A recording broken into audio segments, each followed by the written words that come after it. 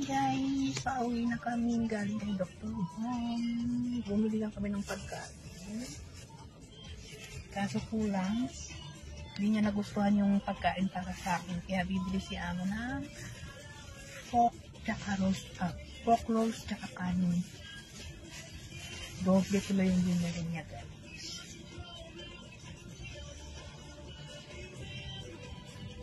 Waiting lang ako sa sasakyan, guys.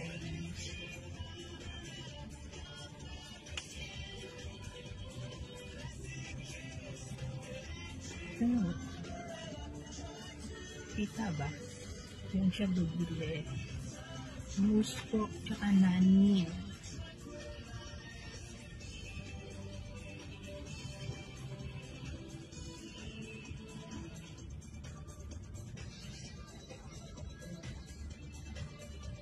Boy, hang. Okay. Chicken, what? Call this one how? Cabbage and salted egg lah. Huh? I wonder what papadam lah, the crackers. Okay lah.